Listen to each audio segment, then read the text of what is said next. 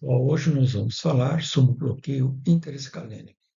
Eu sou o Dr. Cunha, sou médico anestesista do Instituto de Ortopedia do Hospital das Clínicas da Faculdade de Medicina da USP.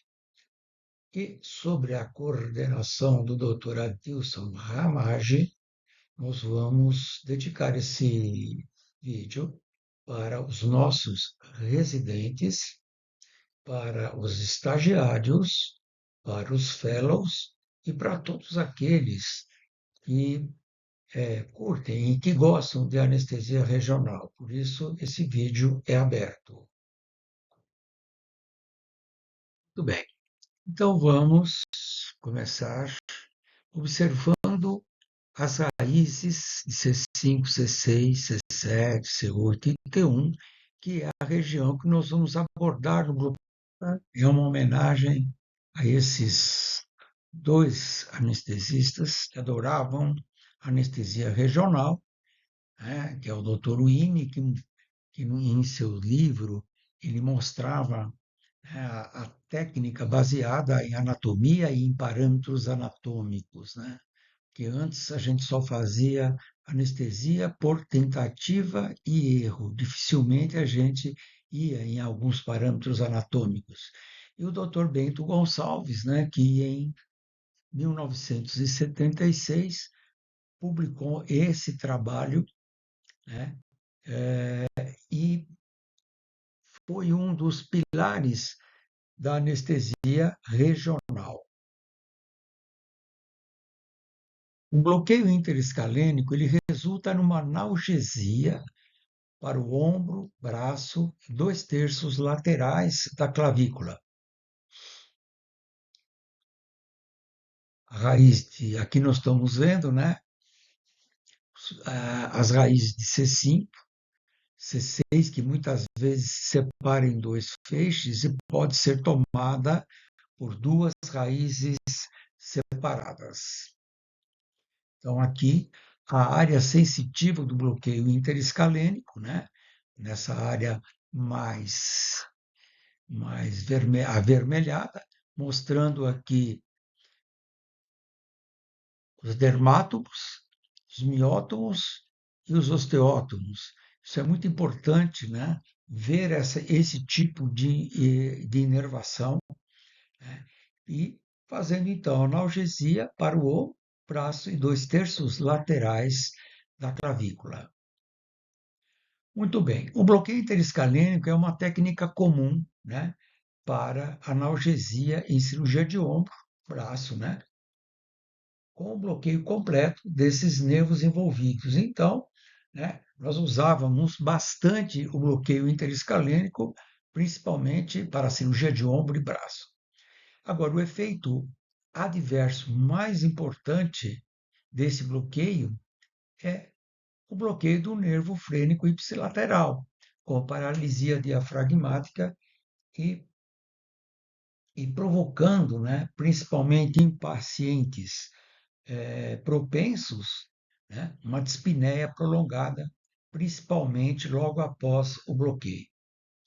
E o bloqueio deve ser realizado, então, com cautela, né, em pacientes, como nós já falamos, de insuficiência respiratória, e, nesses casos, a gente recomenda sempre técnicas mais distais, como nós vamos falar em outros vídeos. Muito bem. Os riscos de lesão do bloqueio interescalênico é dos nervos radial, mediano, frênico, dorsal da escápula, torácico longo, que passam pelos músculos escaleno médio. A dispersão desse anestésico pode bloquear também o nervo laringeu recorrente, né? E pode haver, né, obstrução de vias aéreas. Por isso, todo cuidado quando nós fazemos esse tipo de bloqueio. Muito bem. Então, aqui nós estamos vendo o que é, por que ele é indicado principalmente para cirurgias de ombro. Então, como é essa inervação do ombro? O ombro tem cinco nervos. Os principais são o axilar, o supraescapular, tá? E os outros que vão complementar, cápsula, glenoide, etc. e tal, que é o nervo músculo cutâneo, né?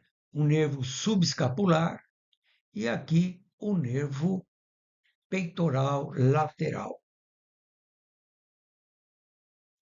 O risco específico, como nós já falamos, né, é injeção epidural ou espinhal através, né, da absorção do anestésico pelos manguitos, né, pelas extensões, porque como nós vemos, né, esses nervos ainda eles estão muito imaturos, por isso que a imagem dele é escura, ele tem uma grande quantidade de líquor. A síndrome de Horner, né, que ele pode dispersar para o simpático, a paralisia do diafragma, né, pelo bloqueio do nervo frênico, e miotoxicidade quando se injeta esse anestésico no músculo. Muito bem. O volume de anestésico é muito importante porque nós sempre fazíamos, né, quando nós não tínhamos ultrassom, grandes quantidades de anestésico nessa região. E era comum, né, esse anestésico se propagar para aqui a posição do onde que estão os nervos, né, para se propagar para o nervo frênico ou então um bloqueio simpático, que é a síndrome de Horner, e poderia também, né, alcançar o nervo laringeu. Muito bem. Aqui nós estamos vendo a síndrome de Horner, que é ptose palpebral, enoftalmia e anidrose. Riscos específicos relatados, né, como nós já vimos, são comuns nessa região, principalmente variações anatômicas, desde a região de C5 e C6, né, que eles atravessam o músculo escaleno anterior. Então, o que, que acontece? As inserções, né, dos escalenos no pescoço, o, o nervo, principalmente a raiz de C5, ela pode passar entre essa formação do escaleno anterior e pode a gente não ver essa raiz de C5. Muito bem. E é conveniente sempre a gente escanear um pouquinho mais embaixo, né, até a gente visualizar a raiz de C5 entre os escalenos. O outro problema nessa região, tá, é as artérias do tronco tiro-cervical, que é a artéria supraescapular, a artéria cervical transversa, que atravessa o plexo braquial em níveis variados de direção na direção posterior. Nós temos também a artéria vertebral e a artéria subclávia. Esse território, portanto, tá, é um território que a gente fala um território minado, entendendo? Por isso que hoje em dia nós evitamos fazer essa técnica devido a esses tipos de problema. A dose de anestésico local, né, que quando nós fazemos artroscopia, né, o bloqueio feito entre a raiz de C5 e C6 em torno de 7 a 15 ml. Quando nós vamos colocar prótese, tá, ou fazer a mobilização do ombro em ombro congelado, ou então reparo do manguito rotador, nós usamos em torno de 5 a 10 ml. Contraindicações existem várias, né? Por exemplo, a alergia ao anestésico local, recusa do paciente, infecção no local da injeção, falta de assistência especializada, falta de equipamento relativas à infecção sistêmica, coagulopatia, lesão pré-existente. E outras alterações que nós podemos ver, que são trauma no tórax, pneumotórax, pneumonectomia, paralisia do nervo frênico, paralisia do laringeu, doenças pulmonares bilateral. Bom, mas o que, que a gente vai ver na ultrassonografia? Nós vamos ver a raiz de C5, C6 e C7. É isso que nós temos que ver.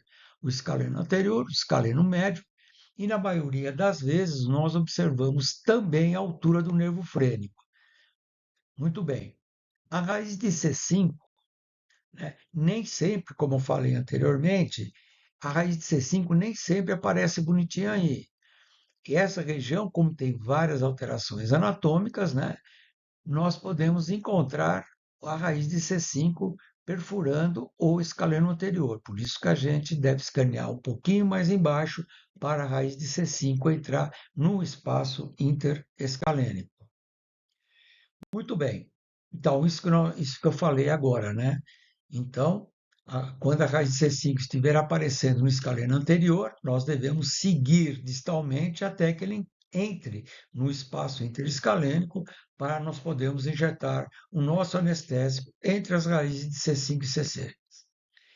Muito bem. Nós devemos evitar múltiplas injeções que podem ser associadas com risco maior, porque, como nós já vimos falado, além das alterações anatômicas na região, esse local é um verdadeiro território minado, né?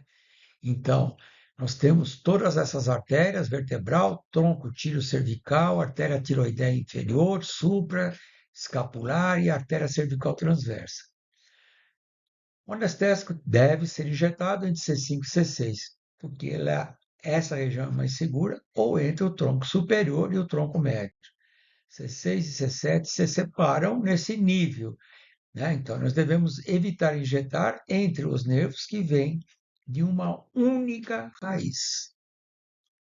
Muito bem. Aqui mostrando, né, essa área que é um território minado, onde tem várias vascularizações, tanto arterial como venosa, nessa região, né?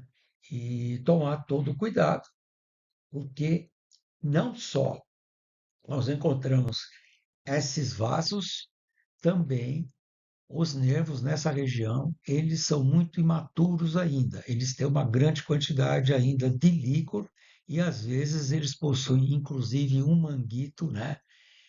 Um manguito licórico que pode fazer com que o nosso anestésico possa dispersar, ser dispersado e fazer um bloqueio, uma peridural ou um bloqueio subdural. Muito bem. Uma das coisas importantes, né, nessa região é tomar cuidado com a pressão de injeção. Nunca injetar quando houver alguma resistência, né? Por isso que nós colocamos numa seringa, né, nós colocamos uma quantidade de ar suficiente para a gente ver, né, quando nós injetamos um anestésico local, essa bolha se deformar, né? Quer dizer, quando ela se deforma, nós temos acima de 15 psi, então a gente deve evitar fazer com muita pressão, né? Porque a agulha pode estar dentro de um fascículo, tá? E nós estamos frente a uma lesão iminente intraneural ou intrafascicular.